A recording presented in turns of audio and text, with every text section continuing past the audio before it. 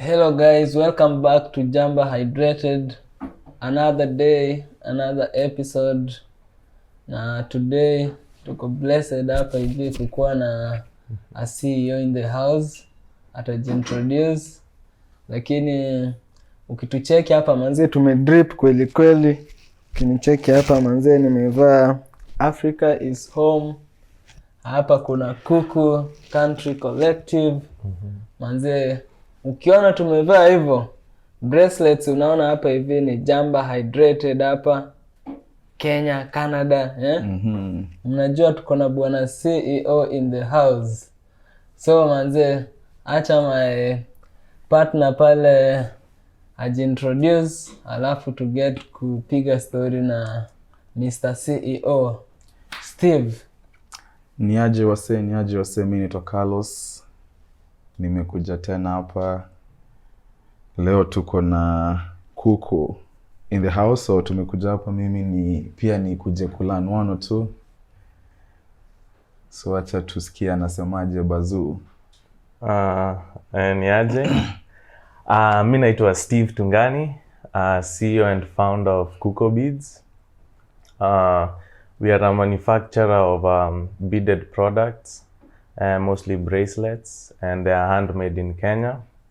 We ship all over the world, and we also delve into other products like t-shirts and clothing. Karibu manze Steve manze. Sasa tuanzie wapi? Ushatuambia jina, umetokea wapi hivi pale mtaani? Mimi nilizaliwa Karatina. Tumotomo Hospital.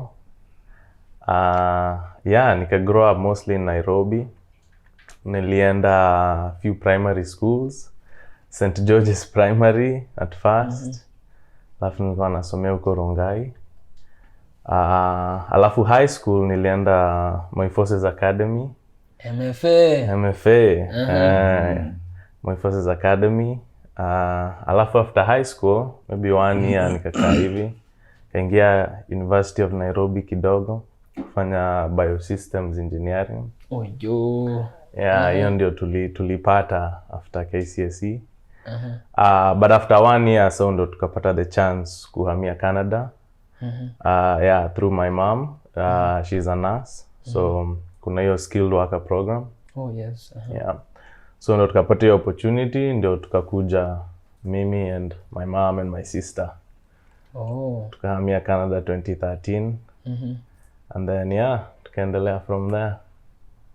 Manze, Carlos unacheki Steve alikuwa amenishow. Eti yeye at age 10 alikuwa entrepreneur. Hebu acha atuambie about it. Acha tusikie. Entrepreneurship ni kitu niko very passionate about, right? So tangu nikuwe mdogo, I'm a very curious person, right? Napenda kujua how things work, why this is like this and that is like that. So tangu nikuwe mdogo, I was very curious, na nikiwa kwa my grandmother's farm, grandparents' farm, kulikuwa na all kinds of animals, right? So we had a lot of dogs, right? So nilikuwa napenda the puppies sana, unaona, nilikuwa napenda kuchunga hao wanyama. So one time we had a new litter of puppies. Alafu nikaona wanapatwa na ticks, right? The ticks zinawaangaisha, so nika decide kuwaosha, right? Na ile pesticide. So nikaenda nikachukua pesticide. Nikachukua bakuli pale kitchen, nikaweka maji, nikawaosha everything. Nikarudisha bakuli pale kitchen, right? Lakini nilikuwa kijana mdogo. So my grandmother vile aliporudi, akaona hiyo bakuli sio safi. So kuchukua ile bakuli akaangalia hivi akainvestigate akapata nilikuwa natumia ile bakuli kuosha wanyama, right? Sasa ile bakuli iko kitchen na ni si food safe, right? Ni poisonous, right? So it was a big problem. So I think at that point I realized huyu kijana akona so much curiosity, so much energy. We need to get him something to keep him, you know, to direct that energy. So akaninunulia sungura. Right? Akaninunulia sungura wawili. Akaniambia jengea sungura nyumba. Unajua you have to build it up, right? A hatch. You anaishi huko nje. Sio kinkaka. Yeah. Ni project in itself. Unazijengea huko nje, it has to be so high so that they are safe. Alafu unajua hizo the pillars you have to paint them with tar ndio zisikulwe na ants. And then from there I used to feed them, take care of them. So up until a lot of my energy started going, right? You know, you find out which weeds they eat, which ones are poisonous. After sungura, you know, they grow very fast, right? Before nijue, from 2 ziko 10, niko 16, so zikaanza kuwa mingi, right? So ikabidi. So nikabidi nimeanza kuziuza. So that was my first business endeavor. Ulikuwa 10 years. Nilikuwa 10 years old. Class 6? Class 5. Class 5 ulikuwa. Yeah, class 4 5 hapo, yeah. Ulikuwa una feel aje class 5 wewe ule mtu wa pesa, wewe uko na pesa. Kesho hadi walikuvote ukue monitor. No, funny story actually. Yeah, hiyo time ya sungura the hata sikuwa so much into the money, right?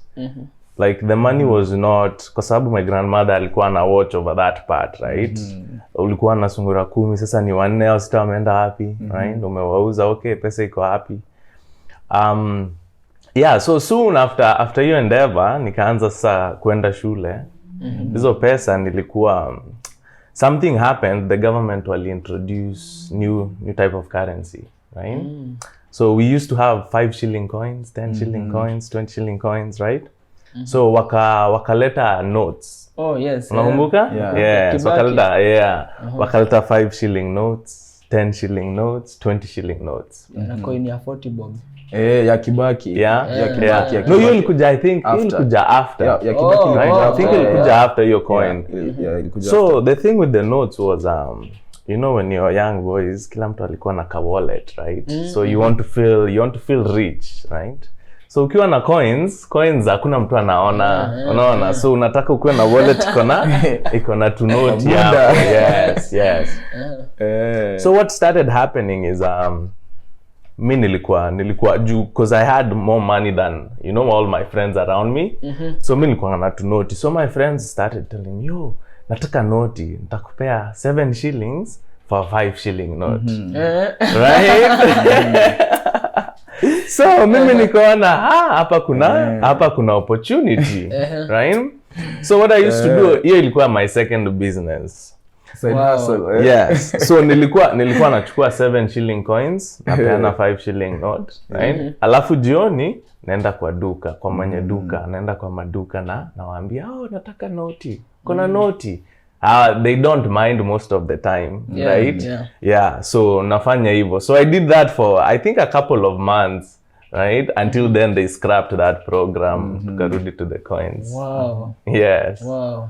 So hapo I guess ndio tumeanza kulana about profit. Sasa sijui kama ulikuwa umelana about investment hiyo time. Hapana. No, not at all. Hata like just basic business fundamentals sikuwa nazo, right? Yeah. The thing was just that nilikuwa najua 7 ni more than 5. Right? Whether iko in coins ama iko in notes, nilikuwa tunajua hiyo difference. Na I think nilikuwa napata hiyo excitement out of it, right? So yeah, so hiyo ilikuwa primary school. Those were 2 of the main businesses that nilifanya. Yeah, alafu sasa high school was a bit tougher kwa sababu ni boarding school na ilikuwa military school pia, right? So high school the only thing ningefanya ni kuuza candy. Right? Hiyo ndio ilikuwa one of the lucrative businesses. So sijui kama unakumbuka pin pop? Nazikumbuka. Zile lollipop. Yes. 10 bob, 20 bob. Exactly. Yeah. So ile ilikuwa na gum in the middle, yes. So pin pop, shule kupata obviously ni ngumu, right? But if you buy them outside, I think zilikuwanga 10 shillings each. Yeah. Right? In school, they're worth 20 shillings each. Right? Whoa. So, yes. But obviously, you cannot kuja nazo mingi on opening day, right? The teachers won't let you. So, yeah. So, we used to have that business. But in that business, I never knew how the pin pops came in, right? Me, I had a supplier inside school, like, you know, the older students. Oh, yeah. Yes. So how they just give you a pack and they're like, okay, this pack has so many. This is how much I want. You can keep the difference, right? Oh. Yeah. So I've always been in the business, right? Since I was 10, I was always doing business in one form or another. Yeah. Ukiwa high school, at one time, Yeah. niko sure ulikuwa na a very huge amount of money from kuuza nini pin pops. Yeah. Ilikuwa kama ngapi hivi? The highest amount. So funny thing, I was, like I said, like it was never even about accumulating so much money. I think I just used to meet my needs, right? And because also I didn't want to get into trouble, right? So sikuwa naifanya very wide scale. It was just, you know, to meet my needs so that naweza nunua loaf kwa canteen, unaona, ama this and that, yeah. So it was never too much into the money.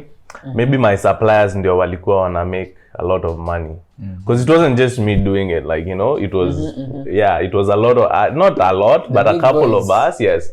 But then the supplier who is supplying all of us is the one who's maybe making the big dollars. Yes. Oh. Yeah. Alafu sasa software engineering. Biosystems. Yes. Okay, biosystems. So venye umekuja hapa bado uliendelea na biosystems? No. So what happened at biosystems, you know, after KCSE, you pick the programs you want to do in campus, right? And then if you get the grades, then you get the program, right? So after KCSE, so nikapata admission ya University of Nairobi, Environmental and Biosystems Engineering, right? Iko Chiromo? Yeah. Hapo tu ni downtown, yeah. So the thing though was that your time environmental was not as popular as it is now, right? A lot of that program was to me it seemed very boring, right? And it seemed like a 6-year kind of a deal, you know, with strikes on and off and this. So I did about a semester of it, but I never felt like I wanted to keep doing that, right? It just seemed like it was not the path for me, right? And, you know, I always wanted to be an entrepreneur. I didn't see how engineering and being an entrepreneur were mixing at the time, right? And also another thing is I had started another business. So, yeah. So after high school, once I realized I didn't want to do engineering, but lazima usome. Hauwezi ambia mzazi ati I am not going to school, right? So I pivoted from engineering and I wanted to do flying, because in my head I was like, what is the shortest program that has the most credibility that I can do, right? Because I was a good student. I was a straight A student, right? But I didn't enjoy school in that sense, right? Like I enjoyed learning, but I didn't enjoy the, you know, there's that part of schooling where it's more like cramming and it's stuff. I didn't enjoy that part, yeah. So I was like, what am I gonna do? And then I found flying. I was like, I can do flying. It's 2 years, and, you know, then I can use that career to build whichever business I want. So that was the idea. So I enrolled in flying school and I started taking flying classes. Yeah. So I did that for a couple of months, and when I was doing that, I started another business. It was a cafe, right? Yeah, I know. Right now I'm on my 10th, you know? So it was a shisha cafe actually, right? So at the time tulikuwa tunaishi hapo Madaraka, right? I know Madaraka. Kulikuwa na Strathmore University there. So that's where we were living. So the thing with the university is there couldn't be a pub anywhere for people to drink alcohol within a certain radius. I think it's part of their, you know, their rules. But they didn't have a problem with smoking.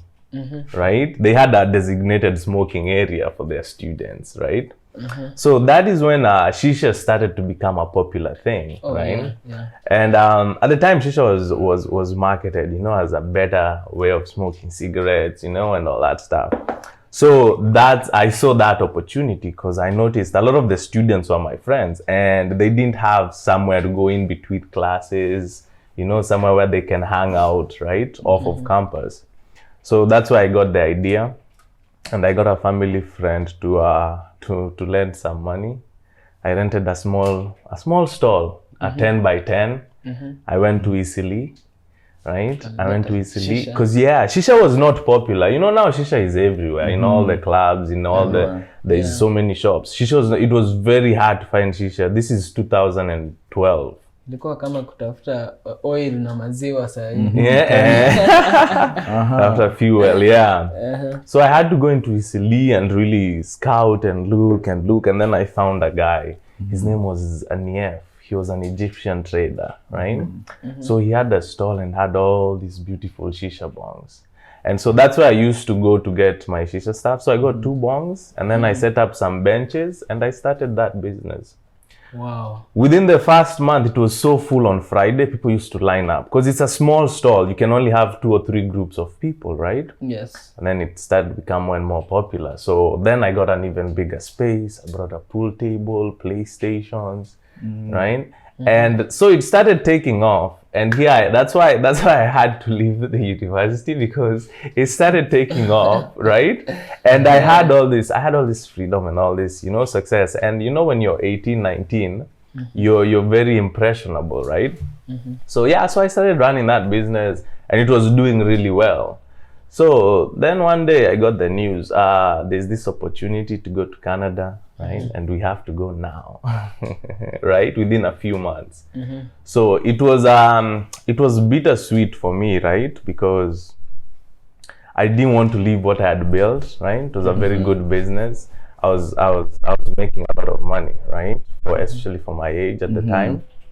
And but then also there's this opportunity, you know, to step into a different kind of level, right? So at first I had refused to do it. I'd said I will not leave Kenya. But over time I came, you know, I started reading about it. I didn't know anything about Canada, nothing at all, right? I didn't know I knew it was there, right, from geography, but I didn't know, you know, the culture, the demographics, how the people are. So I started looking into it, and then I started to see, okay, this is a place where maybe, you know, we can go and try it. And then eventually I just liquidated the business. And then, we used some of that money to come here.